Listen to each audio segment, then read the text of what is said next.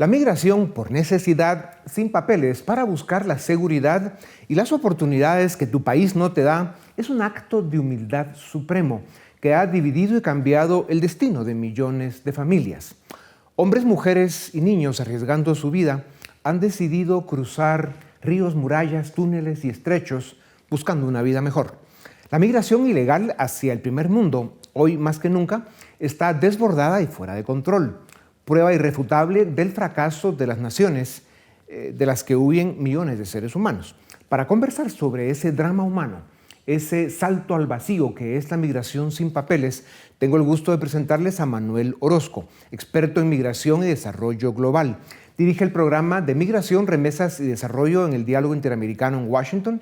Es miembro del Centro para el Desarrollo Internacional de la Universidad de Harvard y asesora al Fondo Internacional para el Desarrollo Agrícola.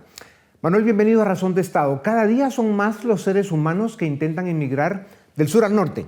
Estamos hablando de cientos de miles cada mes. Esta es la prueba irrefutable del fracaso de la política, de la economía y de las élites latinoamericanas. Los países de los que su gente no quiere emigrar son excepción. No se ven cambios a corto plazo. ¿Cuál es tu proyección sobre la migración ilegal a Estados Unidos para los próximos años?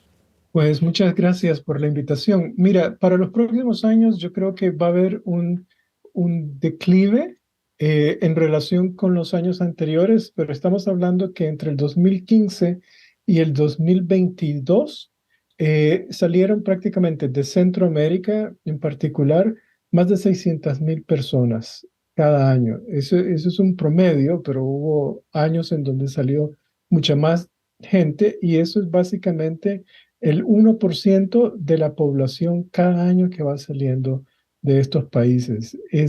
Dadas las políticas migratorias que impuso la administración Biden en mayo, va a haber un declive, es decir, un crecimiento menor al que ha habido en los años anteriores. Este año estamos esperando que que hayan salido de Centroamérica alrededor de 400,000 personas, Ya, prácticamente la mitad. claro. Es una visión un poco optimista, ¿no? Manuel, en América Latina tenemos altos niveles de economía informal. Por un lado y por el otro, nuestras economías no generan suficientes oportunidades que ofrezcan los ingresos a los que aspira la gente. Esto habrá que arreglarlo. En Estados Unidos hay demanda de mano de obra y los migrantes encuentran trabajo con relativa facilidad. ¿Cómo se encuentra un equilibrio que ordene, regularice y haga transparente el acceso al trabajo, donde lo hay, para la gente que lo quiere? Yo creo que hay dos cosas que hay que hacer. Por un lado, la oferta de trabajo temporal en este momento es baja. La oferta de trabajo temporal de Estados Unidos hacia Centroamérica anda en los menos de 20,000 personas. Era de 3,000 hace 4 años. Hay una mejora, pero necesitamos subirla por lo menos a 40,000 Sí. trabajadores que se lleven. Y el otro es abordar el tema de la economía informal.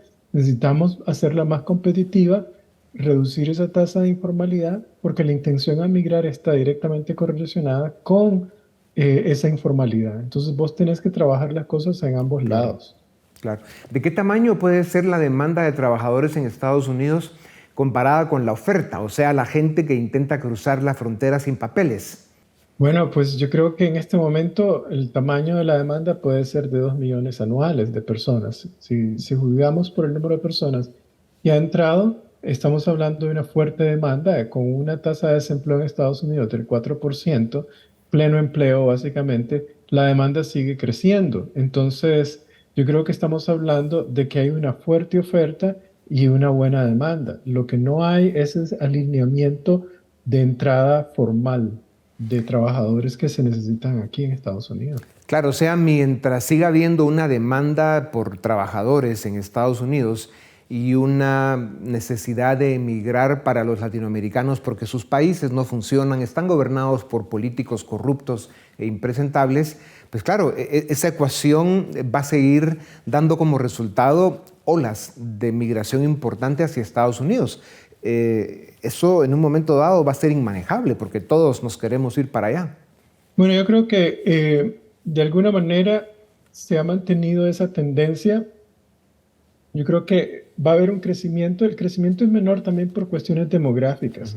Cuando tu población llega a tener por lo menos un 16% de su población residiendo en el exterior, la tasa de crecimiento de gente que va saliendo disminuye por razones Ya. demográficas. Pero la demanda existe y va a continuar en construcción, en trabajo doméstico y en otro tipo de trabajo manual que todavía es importante en esta economía. Claro, y esto es positivo en la medida en la que esa migración, como mencionabas, pues sea legal, ordenada, en fin, transparente. Manuel, la geopolítica global pasa por un momento de alta tensión. Estamos viendo pasar por Centroamérica hacia el norte a chinos, árabes, hindús y otros, además de los propios. ¿Representa esto una amenaza a la seguridad nacional de Estados Unidos? ¿Y qué piensan hacer? Claro que es un problema de seguridad nacional y en algunos casos una amenaza. La situación fundamental por la que está ocurriendo tanta migración es porque, especialmente después del 2009, de la recesión global, la capacidad de los estados de resolver los problemas de sus ciudadanos, tanto en lo político como en lo económico, se volvió muy difícil por las razones que explicas. Entonces, de alguna manera, lo que estás viendo es que la gente está votando con sus pies de países que son estados frágiles. Y esa tendencia está creciendo y aquí está saliendo gente de todo el mundo tratando de entrar a Estados Unidos y en algunos casos, pues tenés una amenaza real Claro. de personas que pueden ser chicos malos, pero predominantemente estamos hablando de un 99.9% de gente que realmente sale por razones de necesidad política, económica, social y hasta cultural. La persecución religiosa, por ejemplo, el caso de Nicaragua es un gran ejemplo sobre esa situación, pero también hay otros países con estas situaciones similares. Ya. En el último estudio sobre remesas en América Latina y el Caribe que publicaste con el Inter-American Dialogue afirman que las remesas son el 5% del PIB regional, pero en el caso de Honduras, El Salvador y Guatemala está por encima del 20% del PIB. Más allá del testimonio del fracaso de nuestras economías, la impresión es que esta dinámica seguirá creciendo. ¿Cuál es tu opinión sobre las remesas de Estados Unidos hacia América Latina, las oportunidades y las amenazas que genera? Mira, ofrece grandes amenazas. Yo he sido como un predicador de la palabra de las remesas como oportunidad de desarrollo económico y desafortunadamente no ha habido mucha apertura al respecto, en parte porque los gobiernos como que no les interesa abordar este tema. Pero eh, un factor importante es que estas remesas van creciendo, se duplican en 10 años de un 10 hasta casi más de un 20%, en algunos casos de un 10 hasta un 30% en el caso de Nicaragua. Y la realidad es que esto pues refleja la situación en que el resto de la economía está funcionando de una forma muy mediocre y por otro lado la inhabilidad de cómo apalancarse para generar riqueza en el impacto que tienen las remesas en la generación de ahorro, el cual podría formalizarse e invertirse en la economía local para aumentar la productividad de la economía, Claro. pero eso es falta realmente. Claro. Manuel, ¿cómo se esconden los dineros del narcotráfico y el crimen transnacional adentro de la ecuación de la migración ilegal y las remesas? ¿Cuánto control tiene el gobierno americano sobre esto? Mira, la transferencia de dinero es muy difícil que pueda utilizarse como un mecanismo de lavado de dinero porque el lavado de dinero, por un lado, tiene un promedio mínimo de $20,000 por transacción. Se lavan entre 20,000 y $200,000. Por otro lado, la transferencia promedio a través de los mecanismos de envío de dinero es de $300, 350 para Centroamérica. Entonces, los mecanismos de control de lavado de dinero son bastante precisos como para identificar una transacción por encima de $1,000.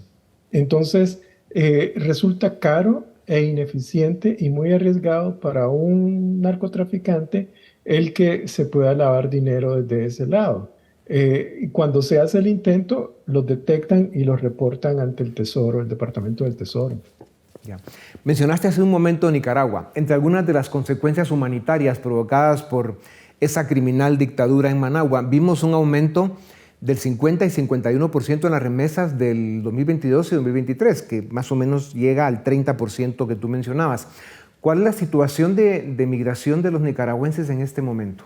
Mira, es una situación muy difícil porque la administración Biden prácticamente cerró las puertas a la migración irregular nicaragüense porque tienen que aplicar ahora a través de una solicitud, de un parol, etcétera. Y entonces en diciembre del 2022 salieron 30.000 personas. Ya después de enero en adelante el promedio son de 3.000, 4.000 personas, pero la intención a migrar es del 50%. Entonces yo lo que sospecho es que el próximo año van a salir más personas y estamos hablando que han salido prácticamente en los últimos 5 años alrededor de 800.000 nicaragüenses. Es más del 10% de su Sí. población, un 12%. Ujú. El otro drama es Venezuela, un país del que hasta Dios se quiere ir. ¿Es ya la tierra de Bolívar, el Bolívar de verdad, de donde más gente ha emigrado en América Latina? Venezuela es el país de donde más gente ha salido. Este año mis proyecciones fueron que salieron alrededor de 500.000 venezolanos. El año pasado salió un número mayor y estamos hablando de más de 7,5 millones de venezolanos residiendo en el exterior. Es una cantidad impensable. La gente se sigue yendo, no encuentra oportunidades. A pesar de toda la retórica populista que Maduro te vende, la realidad es que la gente no puede vivir en Venezuela por razones políticas y por razones económicas. El costo de vida en Venezuela es terrible y eso sí hay para comprar con la escasez que existe. Ya. ¿Le das alguna credibilidad al proceso electoral en el que están y que puedan haber elecciones razonablemente libres en 2024? Yo creo que esa credibilidad solo se puede producir si la comunidad internacional, Estados Unidos en particular, logra realmente aumentar su presión sobre Venezuela. En este momento, el nivel de credibilidad es bastante limitado porque Maduro está buscando cómo ir eliminando la oposición mientras dice que garantiza el proceso electoral, pero ya hemos visto cómo está manoseando a los políticos, los está excluyendo y entonces la población sabe que esto es un callejón sin salida. Claro. Entonces hay que presionar para tener muestras de fe. Claro. Claro, eso ya no solo está pasando en Venezuela, ¿no? Lo estamos viendo más al norte y a ver si no también más al sur. Manuel, si tuvieras que proyectar cómo estará el tema de la migración del mundo pobre al mundo desarrollado dentro de 20 años, si tuvieras esa bola de cristal, ¿hay espacio para el optimismo?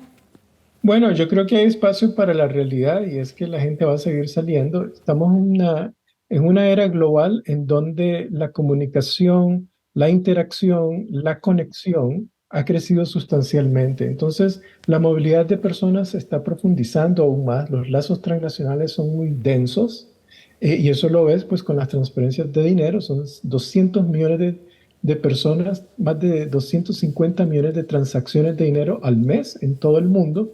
Entonces, de alguna manera lo que vas a ver es una mayor integración global, social, económica, que con suerte va a tener un efecto sobre la estabilidad política de los países en desarrollo. Si la libre movilidad de seres humanos sirve para construir un mundo mejor, porque allá donde haya una oportunidad habrá alguien que la pueda aprovechar. Y esto lo hacemos respetando las leyes y al prójimo, pues que viva la migración. Queda claro que los desafíos que tenemos antes de llegar a la aldea global son extraordinarios. Manuel, tu participación y tus aportes son fundamentales para construir ese mundo con el que todos soñamos. Gracias por tu tiempo. A ustedes también, gracias por acompañarnos una vez más. Esto es Razón de Estado. Suscríbete y nos ayudas a defender y a promover los valores de la libertad,